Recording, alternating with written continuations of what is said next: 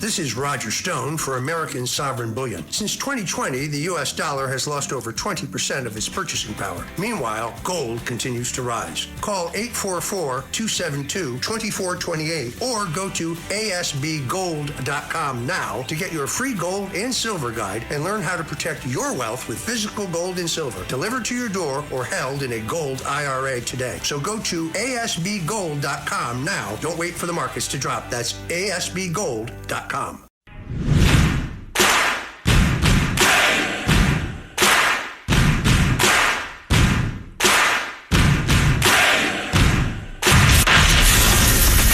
Attention Ditto Heads. Attention Bo Scouts. Goes by the pseudonym Bo Snerdley. It's time for the Soul of Excellence. He is a radio host here in New York. The Rush Hour is on the air. Rush. Now here's James Golden. I just got off the phone with the president, and he called, and I said, listen, if you were to put odds on it, what were the odds that this is going to end up being a negotiated deal? He said he wasn't going to put odds on it, but he said 8 p.m. is happening. That's what he said. He said it is, if we get to that point, there is going to be an attack like they have not seen. Now, he's sticking to that at this point. Now, he said if negotiations move forward today and there is something concrete, that could change. But at this hour, he didn't want to put odds on it, but he said it is moving forward with the plans that we have. That's a huge deal. And obviously, we all think that it's a thing that he's putting out there to say, don't do this.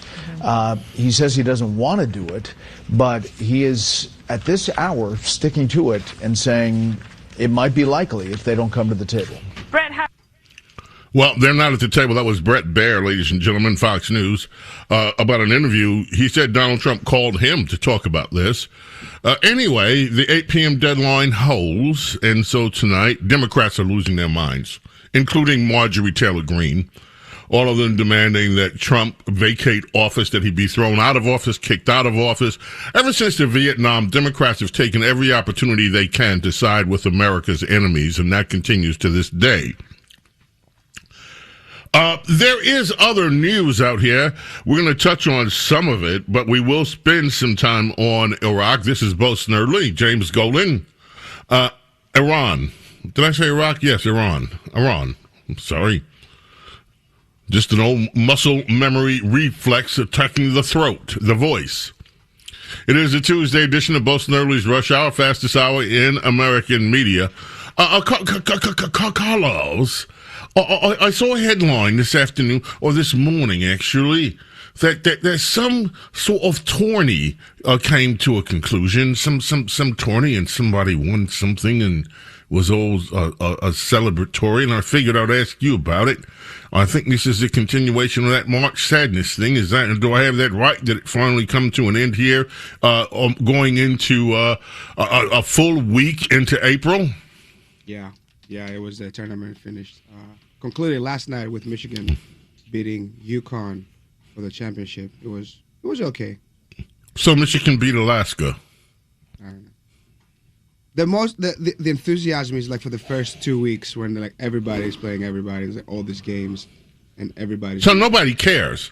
So the whole point of this was to get a winner, but nobody cares about the winner. I lost interest when So Michigan beat Alaska, and that was the end of it. UConn. University of Connecticut, UConn.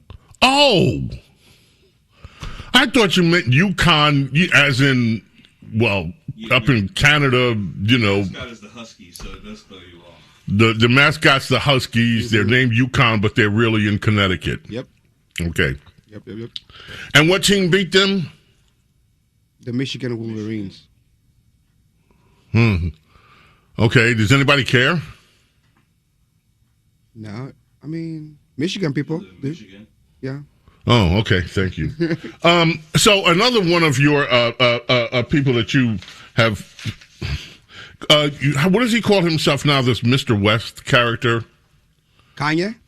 Yes, him. Yay. Yay. Yay.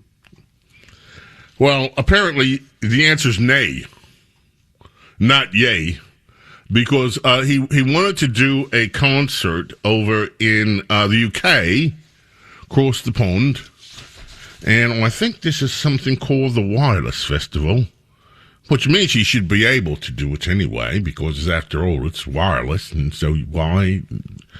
But the UK Home Secretary, Shanbana Mahmood, was considering blocking him, and I understand now he has been blocked. Mr. West, known as Ye, said his only goal is to come to London and present a show of change, bringing unity, peace, and love through my music. I know words aren't enough. I'll have to show change through my actions. If you're open, I'm here. Well, he's not there, and he's not going to be there. So they weren't open. They're closed for business, according to him. Prime Minister weighed in. Keir Starmer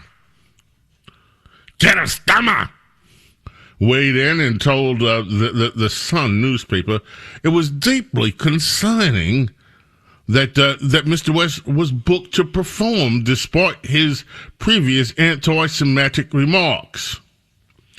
And when I read that, ladies and gentlemen, I got a little trigger in me brain. Something flashed. It triggered. It banged on me head and said, hey, remember this? Remember? And the memory wasn't specific, but it was enough. It said, James, Bo, don't you remember that someone in the royal family showed up somewhere in a Nazi uniform and Nazi garb? And so I posted that. I said on the story, and when I X'd it, when I posted it on X, I said, "Is my memory? Is this imagination or is this real?" And within minutes, I got a response and a picture. There's a New York Post front cover, and the headline, full page, Royal Nazi. And it's from 2003.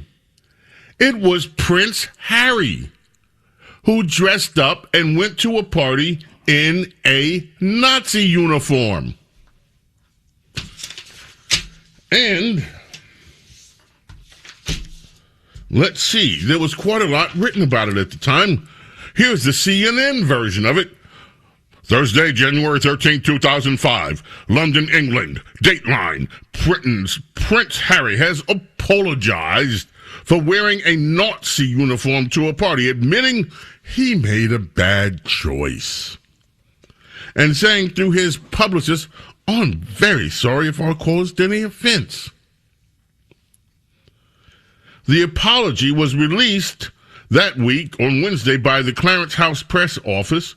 I'm sorry if I caused any offense or embarrassment to anyone. It was a poor choice of costume, and I apologize. It was in the front pages there. Large headlines said, Harry the Nazi. Jewish groups and lawmakers in Britain criticized Harry for the stunt. You know it's called a stunt. They criticized him for the stunt at the time. But nobody suggested. So I think that, what's his name again? This his new name? I'm sorry, this. Yay. How can I forget that? Yay. So you're looking at the pictures of Harry dressed up in the Nazi uniform? See? So I think, ladies and gentlemen, that we should defend after all, Ye has apologized. He said he didn't mean it. It was all a poor choice that he made to do the Heil Hitler stuff, to do Nazi songs, to talk about how much he loved Hitler. He was bipolar. And we all know that the young man, I started to call him a boy, but I don't want people attacking me for being racist. We all do know that the young man has had a history of, how shall we say, a mental instability. Would that be a fair statement? Yes, that would be one. And do we think that he's faking his mental instability? No.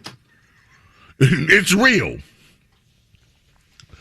So here we have a young man with what many people would say is a real case of mental instability, and he's apologized.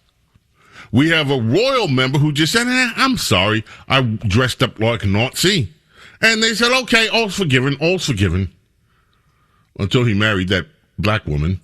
then all hell broke loose. Well, that's yes in air quotes.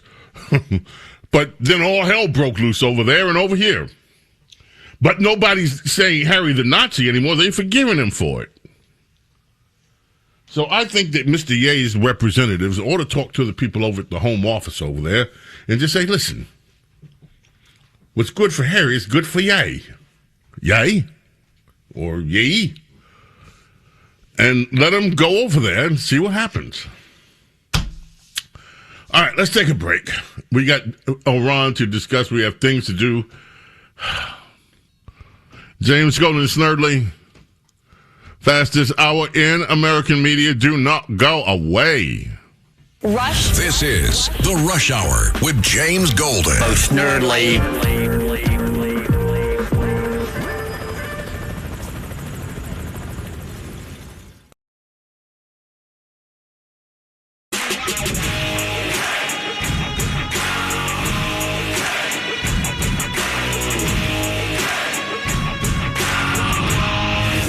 James Golden, known popularly as Bo Snerdley. This is the Rush Hour with James Golden. Rush. Okay, so Donald Trump posted a message. A whole civilization will die tonight. Liberals are losing their poop. They have been. Within hours, calls to invoke the 25th Amendment flooded in from prominent Democrats, many of whom have long sought Trump's after. We got who? Michigan Representative Rashida Tlaib, who can never find it to actually condemn terrorists, especially some of the remarks made in Dearborn. Wasted no time escalating after bombing a school and massacring young girls. The war criminal in the White House is threatening genocide. It's time to invoke the 25th Amendment. Hey, you don't have a problem with genocide when it's your buddy, the terrorist, doing it, Rashida. Or massacres, for that matter. You don't seem to find your voice with certain massacres. Ilhan Omar said the president's statement was sickeningly evil and demanded immediate action. Donald Trump must be impeached. When will it be enough for my Republican colleagues to grow spines and remove him from office? I have a very different question. When will it be enough for Republican members of Congress to grow spines and remove Ilhan Omar from this country for violating immigration law, if they do find that everything we've heard is true? When is that going to happen? And remove her from the country for violating our immigration law, if true. Pennsylvania, Summer Lee. This is sick and twisted from anyone, much less the President of the United States. Trump's genocidal language and indiscriminate warfare cannot be normalized or accepted. He should be removed from office. Wisconsin, Mark Pocan. 25th Amendment right now. Trump is too unhinged, dangerous, and deranged to...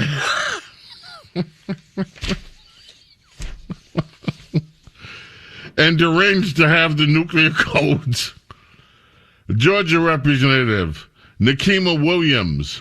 Donald Trump is unfit to serve as the leader of the free world. That's why I've co-sponsored H-Res 933 articles of impeachment.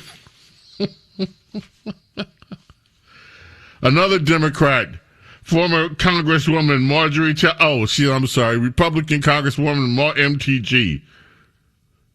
25th Amendment. Not a single bomb has dropped on America. We cannot kill an entire civilization. This is evil and madness. He's not going to kill an entire civilization, people.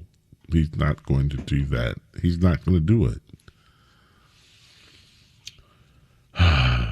Meanwhile, InfoWars founder Alex Jones.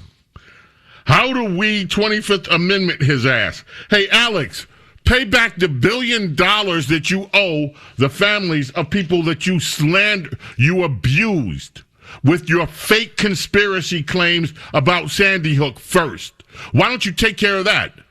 Take care of your legal obligations first, and then worry about Donald Trump. And by the way, there was an expose with a former production type from InfoWars who went on record saying that they made stuff up.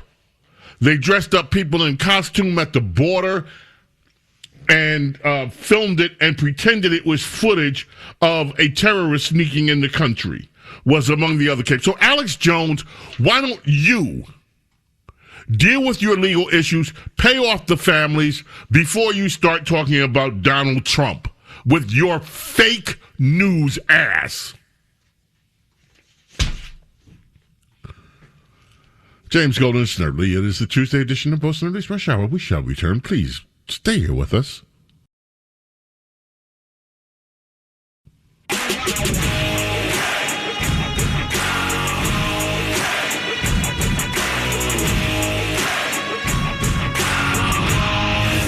James Golden, known popularly as Bo Snerdley. This is The Rush Hour with James Golden. Rush. James Golden and Snerdley. Okay, so you hear all this angst. By the way, the member of the Sedition Six, that's the name for the 6 Democrats that are asking people, that had asked the military to disobey what they said were illegal orders. What's his face? One of the Sedition, Mark Kelly, is outed again. He's said that threatening to target power plants and other non-military targets is not strength. If those words become orders to destroy civilian infrastructure with no valid military purpose, it's hard to see how they would not violate the laws of armed conflict. So what basically he's telling people to do, or suggesting that members of the military do, is disobey Donald Trump. Again. I tell you, these people. Now, you hear all this talk from people like Rashida Tlaib. Everything that we learned about what's happened in Dearborn, what happens in Dearborn, it's like it's untouchable zone. No one's allowed to police it. No one's allowed to come in and just say, we need to do a whole sweep and get these anti-American, terrorist-sympathizing, illegal immigrants that are there out. Not American citizens who have every right to. They're not visitors, have every right to speak their mind. But then you've got this podcaster. People like Ro Khanna has been on the show, Alexandria Ocasio-Cortez, New York's mayor, Zohran Mamdani, and so many other prominent Democrats. He's out campaigning in Michigan. Bernie Sanders is going to be there. All these Democrats whining and moaning about Donald Trump. His name is Hassan Piker. Let us listen to Hassan Piker. We have 2 cuts. One is clear what he's saying. The other is a montage. We'll play the first solo cut of Democrat, Turkish-born podcaster Hassan Piker, cut 10. And this is what he told his audience, which, by the way, significant audience. If you cared about Medicare fraud or Medicaid fraud, you would kill Rick Scott, okay? You wouldn't make Rick Scott, former governor of Florida, Rick Scott, you wouldn't make him the current, what is his current office? What is he? He's the Richard Lynn Scott, is an American attorney, businessman, politician, Navy veteran, serving as the senior United States Senator from Florida, a seat he has held since 2019. And also, I believe this past election cycle, he was literally the f***ing head of the, what was it, like the Senate committee or something? So, if you cared about Medicaid, what he said was, and his quote is, you would kill Rick Scott. You would kill him. Well, that's mild compared to some of the other things he said. This is a montage of some remarks that he has made both on the air and at live events. Cut 11. Let's listen more to Democrat, progressive Democrat, Hassan Piker. Left-wingers liberals, you need to be showing your opponent's guts on there, okay? You need to be gutting them. You need to be shanking these and letting their intestines just ride on stage. What the is this, man? Slice them up. Slice them and dice them. What the is this? I'm gonna kill you with my AR-15. Like that's the type of messages they were leaving in this dude's office, and he's resigning. Like he's literally, this is his last term. So I think that people are a lot more radical. My understanding is that the property owners who have properties there choose just not to rent it at all. Yeah, kill them. Kill those mother and murder those in the street. Let the streets soak in their red capitalist bloods, dude.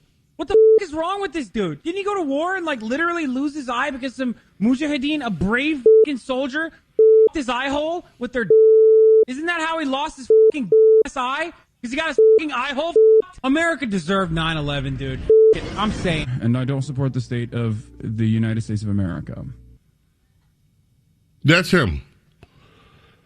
Just that people should shank their opponents, gut them, leave their blood streaming. United States of America deserved the 9/11 terrorist attack. This is the show that Democrats go on. Like the mayor of New York City goes on this guy's show. Alexandria Cortez goes on his show. And now you have people like Ro Kahana. And listen, we got cut 20.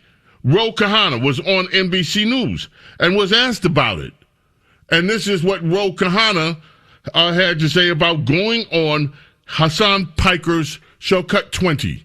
Going on his show. Here's what he said. I do want to ask you, here we are in the midst of the midterms. You're someone who's been quite outspoken. You have made several appearances on a show hosted by socialist commentator Hassan Piker. Some of your fellow Democrats, though, have raised alarms about his views.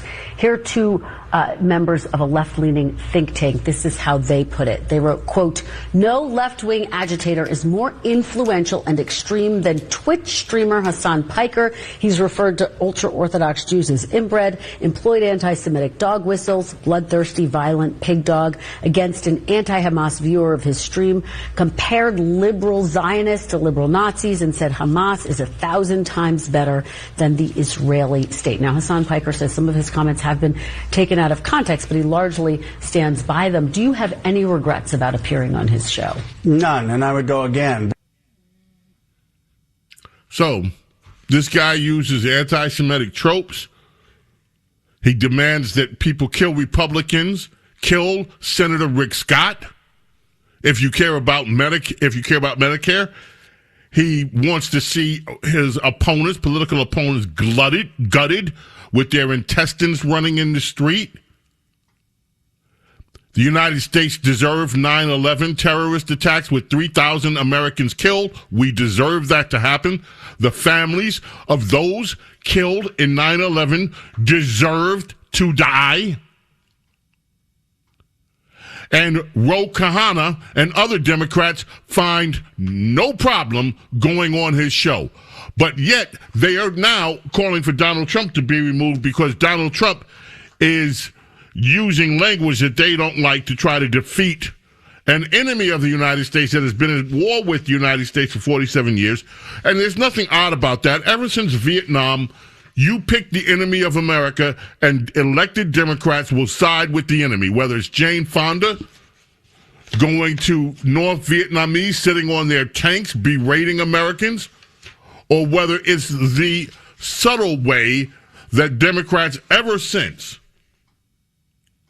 as long as there's a Republican in the White House, by the way, when Obama struck everywhere he struck, Democrats were largely quiet. But if there's a Republican office and he's doing things that involve the military, Democrats will historically side with America's enemies. And they're doing it again. That is who they are.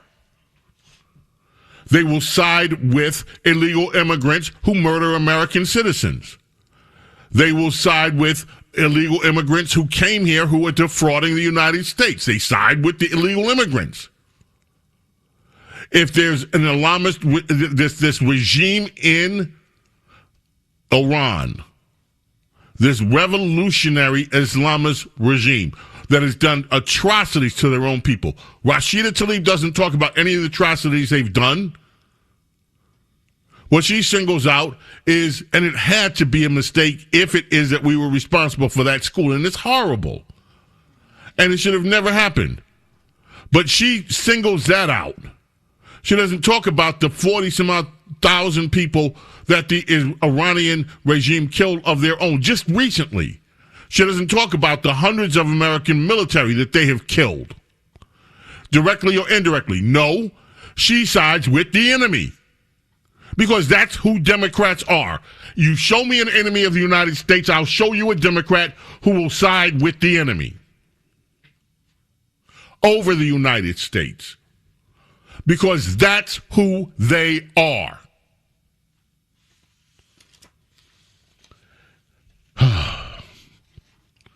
And then you have, they're making, we're going to switch gears a minute. Well, let me just do this because I want to wrap this up. Cut 5. Retired U.S. Vice Admiral Mark Fox was on Fox. And he's not siding with the enemies. He's telling you what we have done. Cut 5. I was told by a retired general that this is the most impressive air war he has seen in the history of warfare. Do you align with that? I would agree with that. I was the overall strike leader for the first strike of Iraqi freedom in 2003. And what this campaign is doing exceeds what we did back in 2003 by orders of magnitude. Now, by the way, Democrats, and they're not the only ones. There are a lot of people concerned about data centers coming to their neighborhood, what it does to the water systems, what it does to the electricity bills and all that. Indianapolis, I just want you to hear this. You talk about violence. A councilman, I have no idea what party he's in. He could be a Democrat, could be a Republican. But listen to this news report from the local CBS station in Indianapolis, Cut 12. What happened after this guy voted in favor of opening up a data center? Just days after voting in favor of building a new data center in Indianapolis, local council member Ron Gibson says he woke up to the sound of gunfire overnight. Gibson said 13 rounds were fired at his home while he and his 8-year-old son were asleep. Some of those bullets landing just steps from their dining room table where his son was playing with Legos the day before. When he stepped outside, he says he found this handwritten note reading "No data centers" under the doormat. There are real benefits tied to this development. Construction is expected to support roughly 300 jobs over a 3-year period. While some councilors argued the data center will bring revenue and jobs, there was pushback from residents over environmental and quality of life concerns. Thank you very much. The vote to move forward passed 6-2. Indianapolis police are calling this an isolated and targeted incident, and police have yet to identify a suspect. And one group that protested that data center last week released a statement today saying in part, violence has no place in our community or in our advocacy. The FBI now assisting in the investigation. Tony? Chanel, thank you very much. Yeah, Chanel, thank you, Chanel. Well, I love your name, Chanel. Are you number 4 or are you number 6 or who are you, Chanel? Anyway, folks, heads up. I am predicting this is not the last you're going to see of, maybe not this kind, but of similar incidents. People are now so hyped up over data centers, they're crashing and burning at town meetings. In fact, some town council, I forget where, I think it was in Northeast somewhere, just wiped out a bunch of their own council people for voting in favor of a data center. This is going to become a growing hot button issue.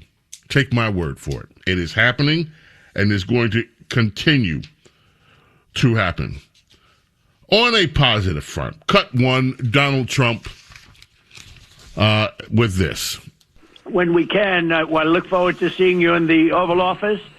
I'll ask Jared to bring you over, and I'll ask for your autograph, because I don't really ask for autographs much, but you deserve that. You really are something. Everybody's talking about this, and I look forward to having you in the Oval Office at the White House, and we will celebrate your incredible achievements and triumphs. This is big. This is really big stuff. The whole world is talking about it, and if you have the time, I will certainly find the time. I've been pretty busy also, as you know, but I will absolutely find the time, and we'll get together, and I'm going to be giving you a big salute on behalf of the American people and beyond that. Yep. Well, that was, of course, the president with the Armistice II crew.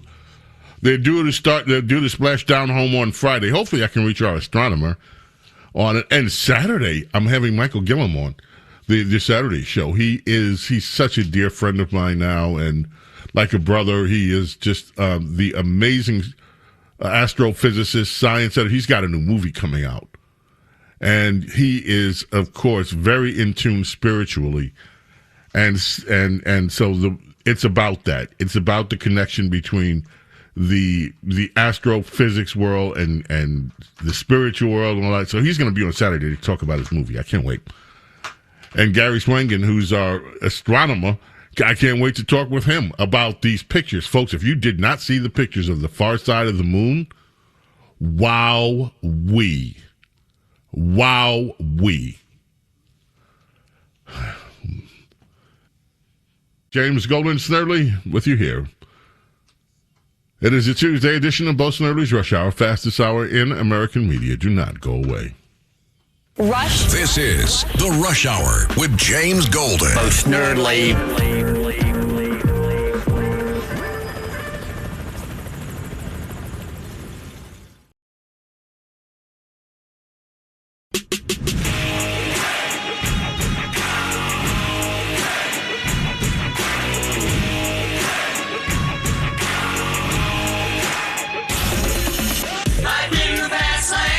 It's the Rush Hour with James Golden. Goes by the pseudonym Bo Snerdley. Rush.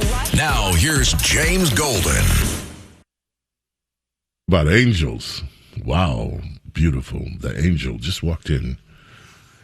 My friends, in 1915, Eleanor Harris was born. Eleanor Harris, you say yes, Eleanor Harris. The greatest female jazz singer of all time, known to the world as Billie Holiday. Billie Holiday released over 100 records. Worked with some of the greatest musicians on earth, including Count Basie, Duke Ellington, so many others. The Prez. This is one of my favorites from Billie. Lady Sings the Blues, a film about her life starring Diana Ross, was released in 1972. First time I saw the name Suzanne DePass. Suzanne was instrumental in making that movie happen. And Billie Holiday sadly passed away in 1959. She was 44 years old, but over 100 records during that time. Became, as it says, the greatest female jazz singer of all time. And you have some great singers then and now, including the Ellas of the world, the Sarahs. But there's Billie Holiday in a class by herself, Lady Day. James Golden, Bo Snerdley. The Tuesday edition of Bo Snerdley's Rush Hour, the fastest hour in American media. Folks, 8 o'clock tonight is going to be one way or another news. If we do attack Iran, if we don't. If we do, please pray for our troops and for our president, if you are so inclined. May God bless and protect each and every single one of you, your family, your loved ones. Love and gratitude, my friends, for your being here with me, allowing me to be with you.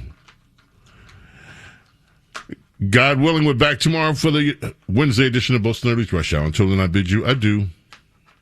Bye.